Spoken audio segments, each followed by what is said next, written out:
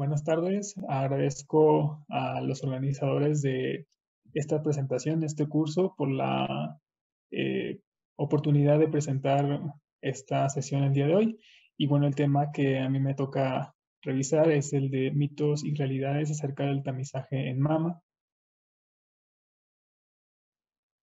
Y bueno, me gustaría mencionar un poco acerca de cómo ha ido evolucionando este método diagnóstico. Y me gustaría empezar, bueno, desde 1913, el doctor Salomon inició con el estudio de los rayos X aplicados a piezas quirúrgicas de lesiones palpables de mama. Durante los años siguientes se vino un desarrollo tecnológico importante y fue hasta 1956 con el doctor Egan quien llegó a un perfeccionamiento tanto de los factores técnicos para adquirir las imágenes como del posicionamiento de las pacientes. Posteriormente, en la década de los 70s y 90s, se amplió el uso de la mastografía, así como se iniciaron algunos estudios que avalaron o que llegaron a darle validez al tamizaje o al screening.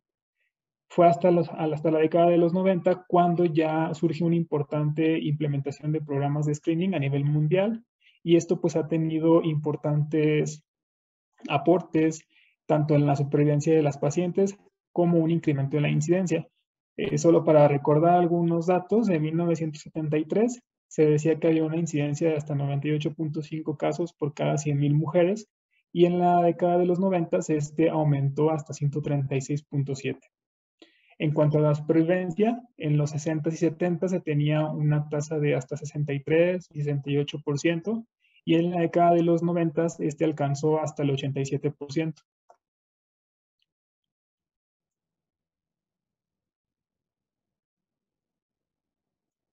Y bueno, profundizando a la parte del tamizaje, en medicina se considera que una prueba es válida para tamizaje cuando logra identificar la enfermedad o al precursor de la enfermedad entre individuos aparentemente sanos.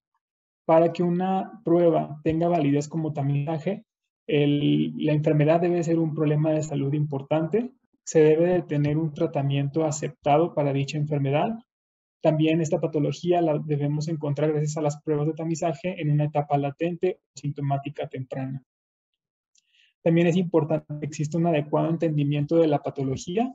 Debe ser una prueba también que sea aceptable por la población y el costo de la búsqueda de los casos debe equilibrarse económicamente en relación a los posibles gastos que generará la atención de esta patología. En cuanto a la mastografía de tamizaje, como sabemos, pues es una prueba que consiste en encontrar lesiones que puedan corresponder a cáncer en un estadio lo más temprano posible. Obviamente teniendo en cuenta que la sobrevida de estos pacientes con cáncer depende en buena parte de la precocidad del diagnóstico. Para que una prueba sea considerada de tamizaje, debe realizarse en mujeres asintomáticas. El estudio consiste en realizar dos proyecciones convencionales que todos conocemos, medio oblicuo lateral y cráneo caudal. Y bueno, en los programas de tamizaje debe haber un adecuado control de calidad, tanto en la parte técnica, es decir, de los aparatos y de los equipos con los que visualizamos los estudios, como de la parte profesional, es decir, de los técnicos que realizan los estudios y de los médicos que realizan la lectura de los mismos. También es importante en los programas de tamizaje contar con unos adecuados mecanismos para poder derivar a las pacientes hacia el grupo que la vaya a manejar, es decir, un oncólogo, por ejemplo. También que se proporcione un adecuado seguimiento a las pacientes. Es importante diferenciarlo de la mastografía diagnóstica, la cual consiste en un estudio que se realiza en aquellas que en el tamizaje resultaron anormales, también en aquellas mujeres que tienen antecedentes de cáncer de mama o que sean sintomáticas. Bueno, vamos a entrar ahora sí de lleno a la parte de mitos y realidades. Y el primero de ellos sería una mujer que considere que es muy joven o mayor para realizarse una mastografía.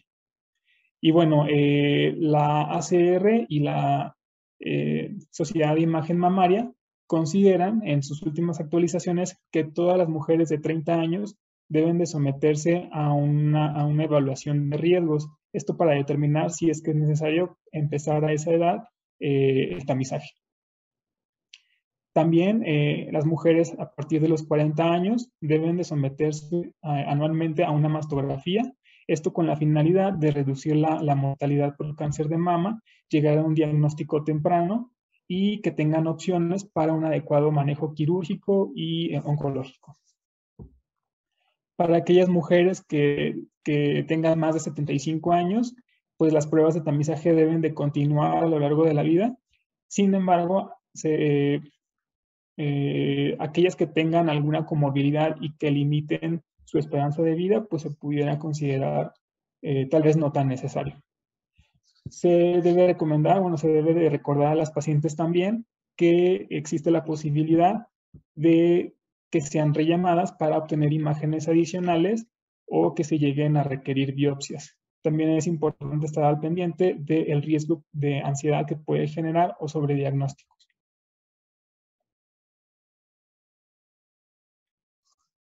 El siguiente mito es, bueno, nadie en mi familia ha padecido cáncer de mama, por lo tanto no requiere el estudio. Como toda enfermedad de cáncer, pues es una enfermedad compleja, heterogénea y en el que están involucrados muchos factores.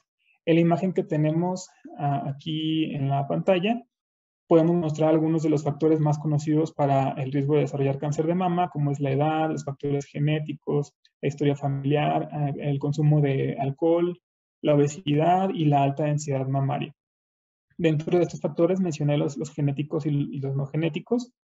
Se sabe que hasta el 90% de los casos de cáncer tienen un componente genético, es decir, que es esporádico y que no es heredable. Y solo una pequeña parte, es decir, de entre 5 a 10%, son heredados. Esto es de resultado de cambios genéticos, por lo general son mutaciones que son transmitidos a través de los padres. Si de todos modos tendré cáncer de mama, no importa si me realizo la mastografía. Bueno, es sabido que la detección temprana reduce el riesgo de muerte e incrementa las opciones de tratamiento y de cirugías menos extensas. También disminuyen los efectos adversos a la quimioterapia. Trasladado a números, la mastografía ha ayudado a la reducción de mortalidad hasta entre un 20 y un 40%. En un estudio realizado en Noruega en el que se incluyeron grupos de tamizaje y no tamizaje, se encontró que el tamizaje ayudaba a encontrar un 58% más de diagnósticos de cáncer en estadio 1 y hasta un 22% más de diagnósticos en estadio 2. Estos son valores bastante interesantes. ¿La radiación de mastografía puede causar cáncer? Bueno, se sabe que sí, la radiación causa cáncer, sin embargo, las dosis que se emplean en mastografía son muy bajas, por lo tanto lo hace poco probable.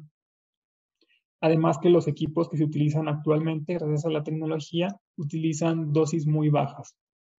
En promedio, la mama llega a recibir una dosis total de 0.4 milisieverts y esta misma cantidad se recibe gracias a la radiación de fondo en un entorno natural durante un periodo de 7 semanas.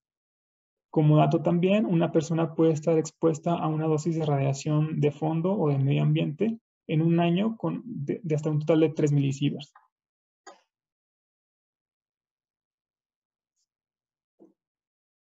También se ha pensado que la radiación por la mastografía pudiera tener un riesgo de desarrollar cáncer de tiroides.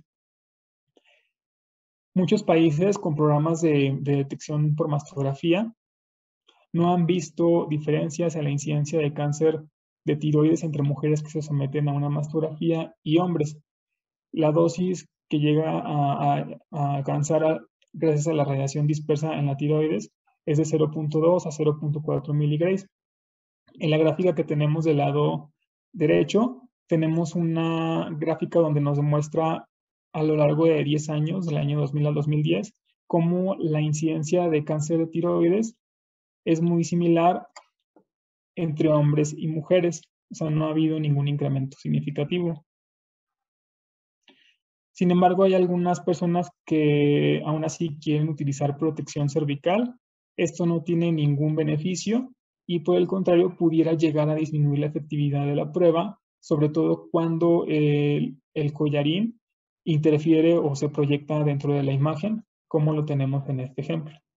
En la imagen del lado izquierdo vemos esta imagen radiopaca que corresponde al collarín que se proyectó en la imagen. Vemos que la imagen baja mucho su calidad, está más oscura, no hay una adecuada diferenciación entre el tejido y la grasa. A diferencia de ya una imagen donde se pudo desplazar o se pudo retirar el collarín, vemos una adecuada delimitación de las estructuras.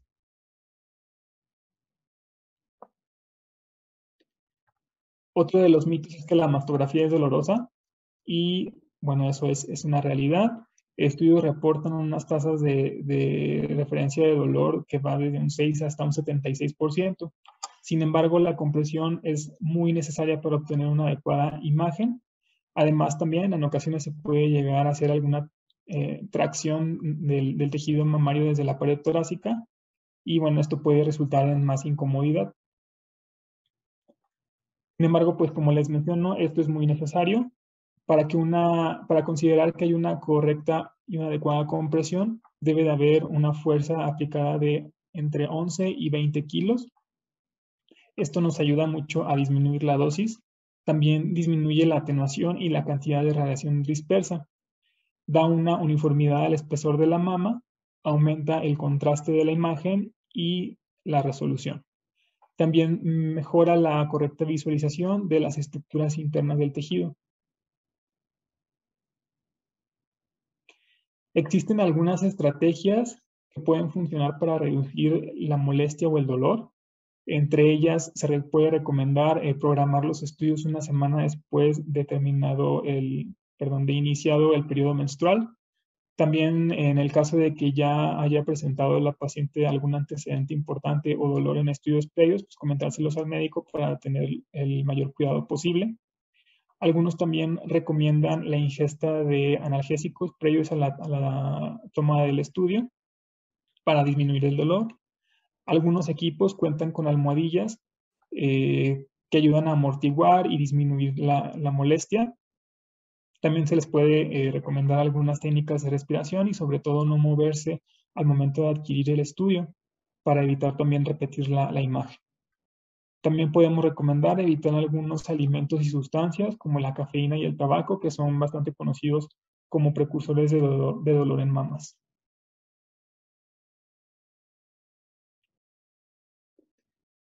Otro de los mitos es que se puede sustituir el tamizaje con mastografía con otros métodos de imagen.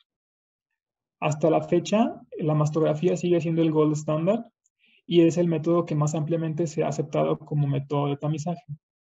Aunque otros métodos también han demostrado cierta utilidad, ya sea de forma única o acompañada de los otros estudios. En el caso del ultrasonido, hay algunos estudios que están intentando darle un empuje como método de tamizaje, sin embargo, a la fecha no se aplica. Es de mucha utilidad en mamas densas. Otro de los métodos también es la tomosíntesis, lo cual permite una mejora en la sensibilidad y en la detección. Nos permite obtener una imagen, se podría decir que en tercera dimensión. Nos ayuda a disminuir los falsos positivos y el sobrediagnóstico. En muchos estudios también se ha perfilado como una alternativa para el tamizaje. En cuanto a la resonancia magnética, solo para ciertos grupos se considera una adecuada prueba de tamizaje, sobre todo aquellos pacientes que tienen un alto riesgo. Para considerar un paciente de alto riesgo es un paciente que tiene un porcentaje de riesgo arriba del 20 al 25%. También se consideran a los pacientes que tengan mutaciones genéticas por BRCA y que tengan antecedentes hereditarios y familiares o que hayan recibido radiación en tórax previamente en la vida. Otras recomendaciones para una resonancia de tamizaje es aquellas pacientes que tengan un riesgo moderado, es decir, un riesgo de entre 15 a 20%, aquellas también sobrevivientes de un cáncer de mama, en mamas que sean extremadamente densas o que hayan tenido un diagnóstico de biopsia de hiperplasia ductal atípica. Otro de los mitos es que no se debe realizar mastografía durante el embarazo. La verdad es que durante el embarazo es bastante seguro. Los efectos en la radiación sabemos que pueden ser estocásticos y determinísticos. En cuanto a los estocásticos, estos son independientes de la dosis y se dice que dosis por debajo de los 50 miligray son bastante insignificantes para el feto. Incluso la ACR menciona que dosis fetales de 100 miligrays son muy sutiles para poder detectarse clínicamente.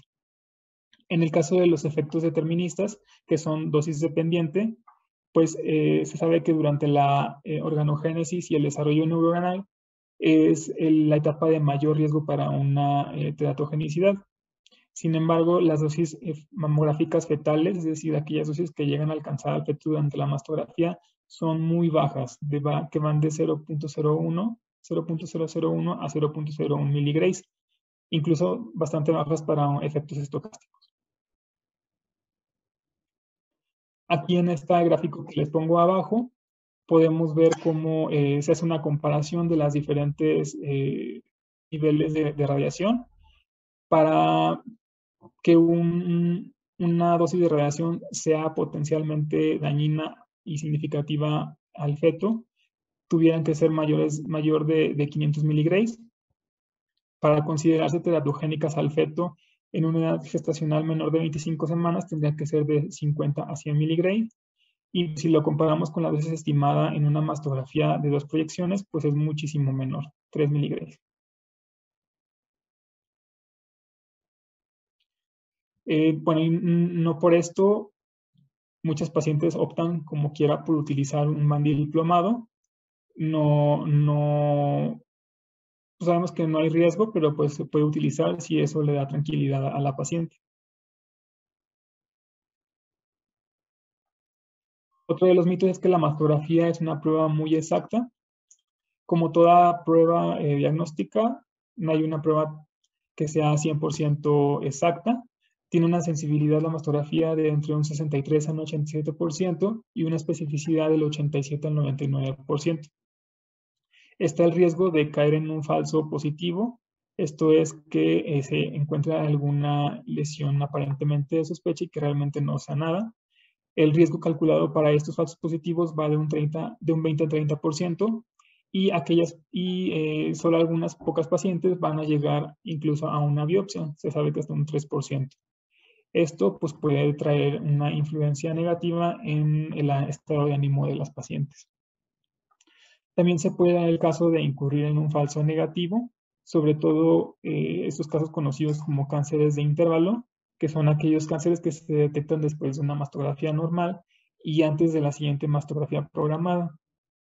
La gran mayoría, desafortunadamente, suelen ser hallazgos que se pasaron por alto en el último estudio de mastografía y que al hacer una reinterpretación o un rechequeo de esos estudios, se ve que hasta un 35% son lesiones que efectivamente se pasaron por alto y hasta un 65% quedan, definitivamente no eran visibles en ese estudio. Algunas de las causas de los falsos negativos pues son pacientes jóvenes. Esto va muy en relación a que tienen una alta densidad mamaria.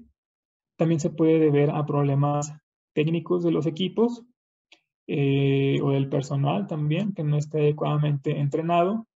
Y hay algunos tipos de cánceres que puede ser difícil llegar al diagnóstico, como son los cánceres lobulares o los ductales infiltrantes poco diferenciados. También puede haber factores radiológicos, puede ocurrir una mala interpretación y darle una apariencia aparentemente benigna a una lesión, que los hallazgos en la imagen sean muy sutiles, que no haya, que la lesión no sea vista por el observador o por el médico radiólogo, o que sea un verdadero falso negativo, es decir, que definitivamente no se veía en ese estudio.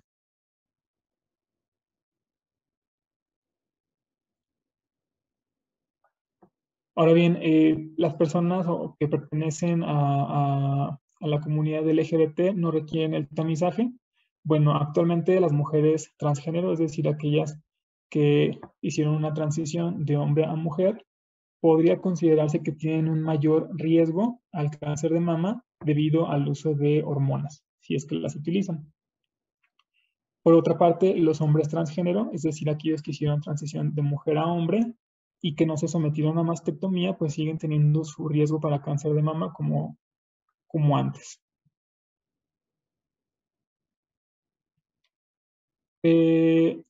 hay algunas recomendaciones para este grupo de personas. Y bueno, por ejemplo, aquí tengo algunos casos para una mujer transgénero de 40 años o más, con una historia pasada o actual de 5 años o más de uso de hormonas y que tienen un riesgo promedio, pues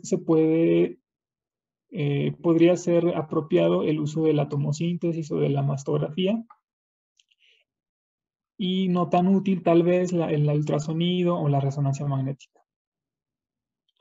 En una mujer transgénero de 25 a 30 años o más, con una historia pasada o actual de 5 años o más de uso de hormonas y que tienen un riesgo más alto que el promedio, es decir, por una historia personal de cáncer, irradiación a tórax, predisposición genética o historia familiar, pues pudiera ser apropiado el uso también de tomosíntesis y de mastografía, y no tanto apropiado de ultrasonido y resonancia.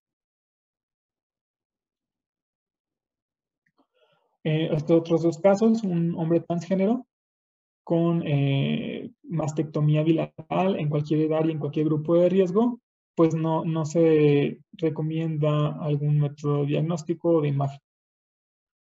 En un hombre transgénero con mamoplastia reductora o sin cirugía, que sea de 30 años o más, con un riesgo intermedio, es decir, con una historia personal de cáncer, con una neoplasia lobulillar o con hiperplasia ductal atípica, pues pudiera ser apropiado el uso de mastografía o tomosíntesis, y tal vez apropiado el ultrasonido o la resonancia magnética.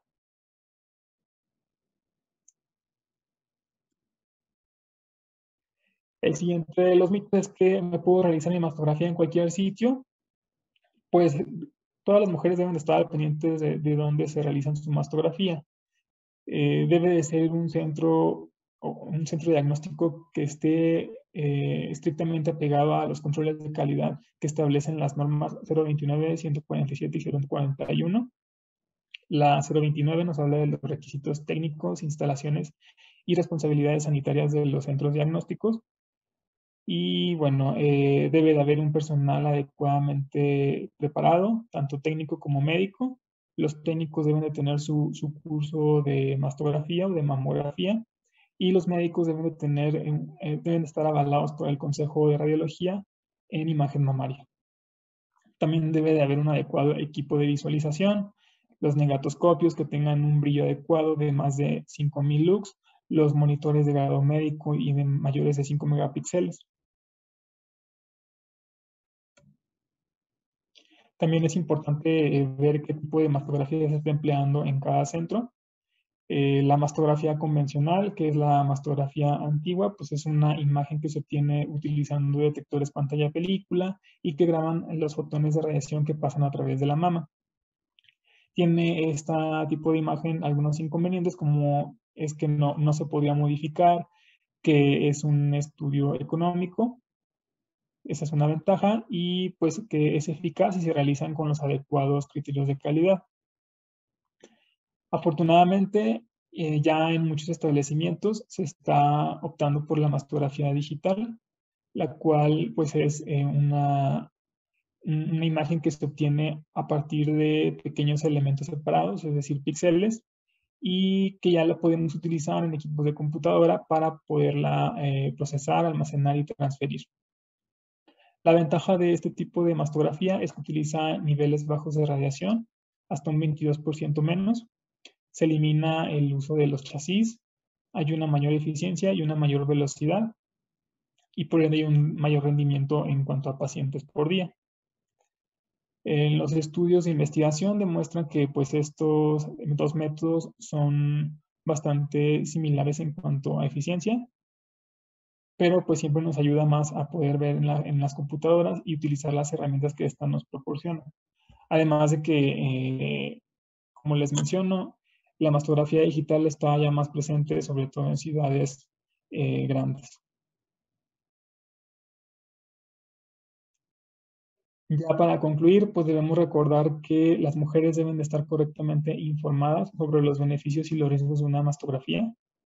En esta época donde los recursos económicos son limitados, sobre todo para el cuidado de la salud, pues es importante enfocar los esfuerzos a una correcta y adecuada detección y prevención del cáncer de mama. Uno de los objetivos del tamizaje debemos recordar siempre que es la reducción en la incidencia o la mortalidad de la enfermedad. Y bueno, pues ya con esto concluyo y nuevamente agradezco a los organizadores del evento por esta oportunidad. Aquí les dejo mi contacto, cualquier comentario o duda. Muchas gracias.